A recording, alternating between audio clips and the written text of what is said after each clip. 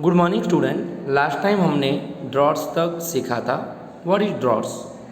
सो पानी की कमी जो हो जाती है इट इज़ कॉल्ड ड्रॉट्स, वो मैंने आपको अच्छे से एक्सप्लेन किया था। सो ये होने की वजह है डिफॉरेस्टेशन। सो वही टॉपिक में हम आगे चलते हैं। Deforestation is a major cause which leads to the change in soil properties. Deforestation is a major cause which leads to the change in soil property. Deforestation की वजह से सॉइल की जो प्रॉपर्टी होती है, उसके गुणधर्म जो होते हैं, उसके गुण जो होते हैं वो चेंज हो जाते हैं।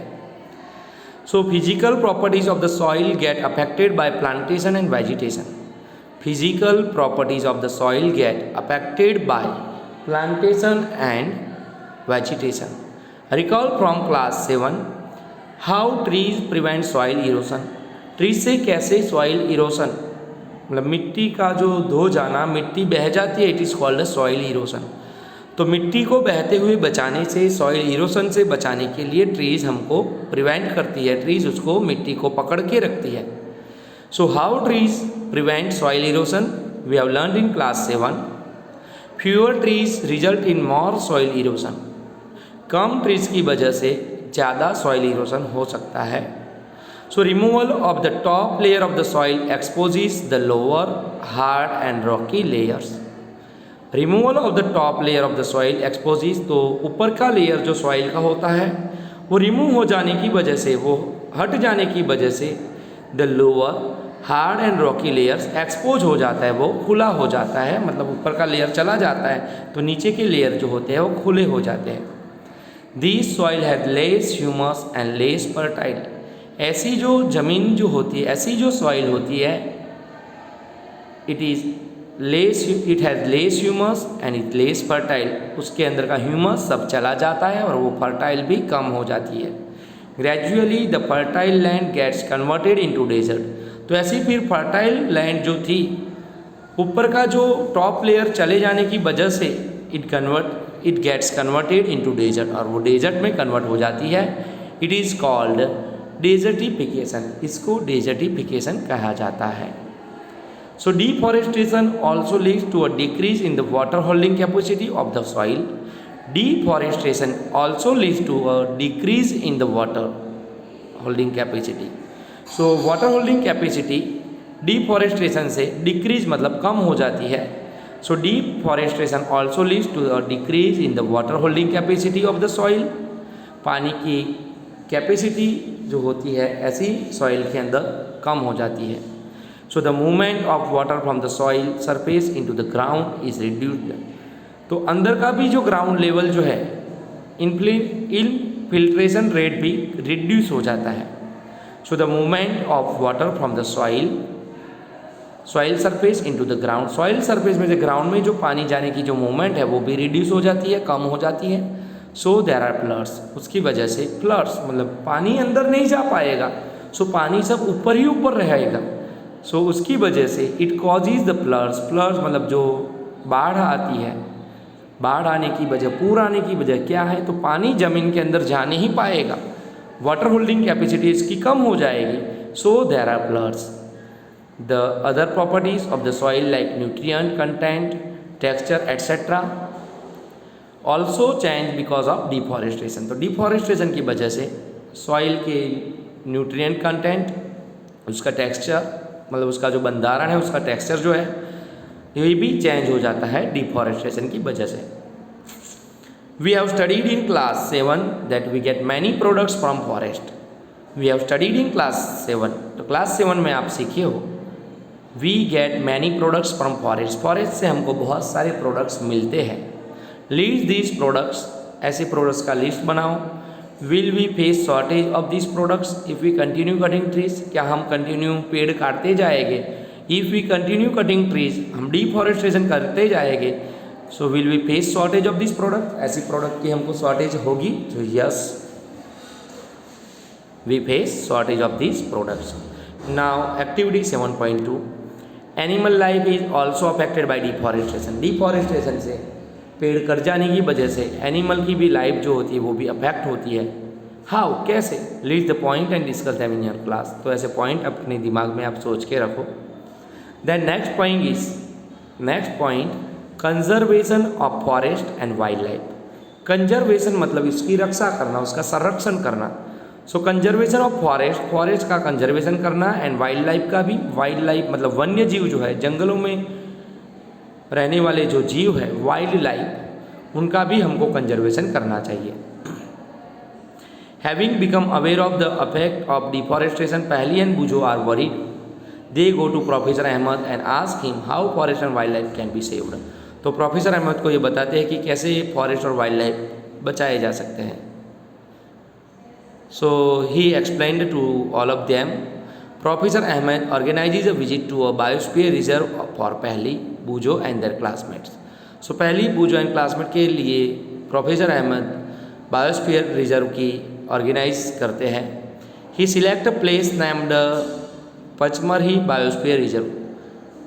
पचमरही बायोस्फीयर रिजर्व की ये मुलाकात लेते हैं। He knows that the plants and animals found here are similar to those of the upper Himalaya peaks.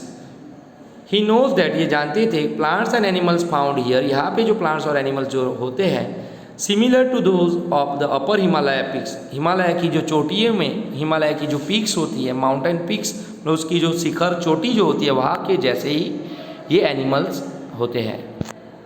And to those belonging to the lower western Ghats, तो लोअर वेस्टर्न घाट्स के भी जो एनिमल्स होते हैं उसके जैसे, बिलोंगिंग मतलब उसके जैसे होते हैं।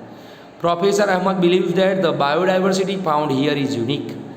प्रोफेसर अहमद मानते थे कि द बायोडाइवर्सिटी फाउंड हियर, यहाँ की जो बायोडाइवर्सिटी, डाइवर्सिटी मतलब विभिन्नता, यहाँ के जीवों में, यहाँ के जो एनिमल्स के या प्लांट्स के अंदर डाइवर्सिटी जो है, डिफरेंसनेस, डाइवर्सिटी मतलब डिफरेंसनेस, विभिन्नता जो है वो यूनिक है।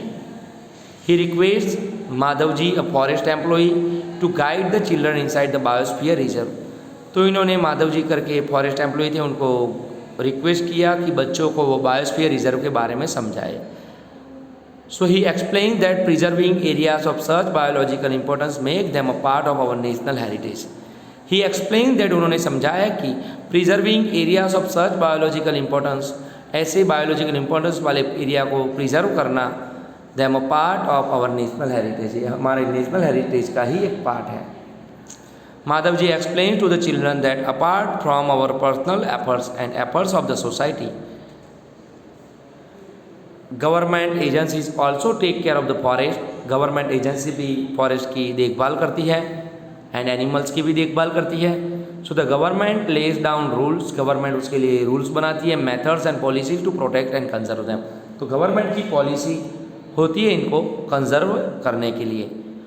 Wild life sanctuaries, national parks, biosphere reserves etcetera are protected areas for conservation of plants and animals present in the area. So wild life sanctuary होती है, नेशनल पार्क्स होते हैं, बायोस्फीयर रिजर्व जो होते हैं, they are protected area for conservation of plants and animals.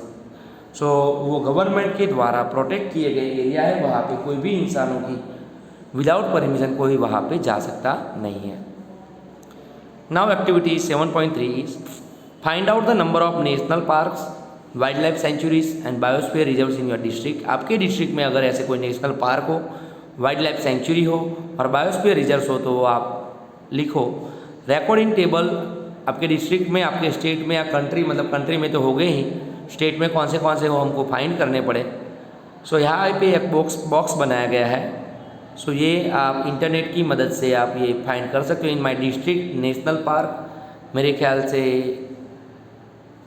National park तो नहीं है, बट एक एरिया जो है हमारे डिस्ट्रिक्ट में विच इज़ फेमस, पोड़ो के जंगल। सो पोलो फॉरेस्ट जो है, पोलो फॉरेस्ट वो भी रिजर्व एरिया है। वहाँ पे भी हम विदाउट परमिशन उसके अंदर, फॉरेस्ट के अंदर नहीं जा सकते। वो पोलो फॉरेस्ट भी एक रिजर्व एरिया है, बट नेशनल पार्क है, wild life century, biosphere reserve है। आपको इंटरनेट की मदद से ये फाइंड करना है। So now what is biosphere reserve? Biosphere reserve क्या है उसके बारे में मैं आपको एक्सप्लेन करूँगा। Children along with professor Ahmad and Madhav ji enter the biosphere reserve area. ये सब बायोस्फीयर रिजर्व एरिया में जाते हैं। Madhav ji explain that biosphere reserves are the areas meant for conservation of biodiversity. So biosphere reserves क्या है? बायोडाइवर्सिटी को कंजर्वेशन करना, सो जीवों के अंदर जो विभिन्नता है, बायोडाइवर्सिटी को रक्षण करना, उसका कंजर्वेशन करना, उसका मतलब होता है biosphere reserves. As you are aware that biodiversity is the variety of plants. Biodiversity क्या है? जीवों में विभिन्नता। जीवों में विभिन्नता मतलब प्लांट्स भी आ गए, एनिमल्स भी आ गए। We know that there are so many variety of plants, animals and microorganisms generally found in an area। ऐसे जगह पे बहुत सारे प्लांट्स, बहुत सारे एनिमल्स, बहुत सारे माइक्रो ऑर्गेनिजम्स पाए जाते हैं। The biosphere reserves help to maintain the biodiversity and culture of that area. ऐसे एरिया के जो कल्चर और ऐसे एरिया की बायोडाइवर्सिटी को मेंटेन करना बायोस्फीयर रिजर्व्स का काम होता है। अब बायोस्फीयर रिजर्व्स में also contain other protected areas in it. The Panchmarhi biosphere, Panchmarhi नाम है इसको हिंदी में अगर बोले तो। The Panchmarhi biosphere reserve consist of the national park named Satpura and 2 wild life sanctuary named Bori and Panchmarhi. So the Panchmarhi biosphere reserve consist of 1 national park. तो पंचमढ़ी के अंदर एक नेशनल पार्क है जिसका नाम Satpura, and the wild life century 2 है जिसका नाम है बोरी एंड पंचमढ़ी। सो ऐसे 3 एरिया वहाँ पे प्रोटेक्टेड है। You can see in this map Pachmarhi biosphere reserve है, पंचमढ़ी सेंचुरी है ऊपर, 2 पिपरिया, देन पानारपनी गेट, देन नीचे पंचमढ़ी है, लेफ्ट साइड आप देख रहे हो नीमगान मतलब सातपुड़ा नेशनल पार्क है, नीचे की तरफ है बोरी सेंचुरी।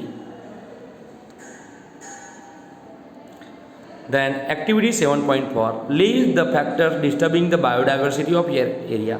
तो आपके एरिया में ऐसे कोई चीज़ें हैं, नेशनल पार्क हो या एनीथिंग, कुछ भी फॉरेस्ट हो, उसको डिस्टर्बिंग करने वाले कौन से फैक्टर है वो हमको फाइंड करना है। Some of this factors and human activity may disturb the biodiversity unknowingly. तो इसको डिस्टर्ब कौन करता है? तो ह्यूमन एक्टिविटीज़ ऑलवेज उसको डिस्टर्ब करती है। List this human activities, how can this be checked, discuss in your class and write the brief report in your notebook. So school open होने के बाद ही हम इसके बारे में रिपोर्ट बना सकते हैं।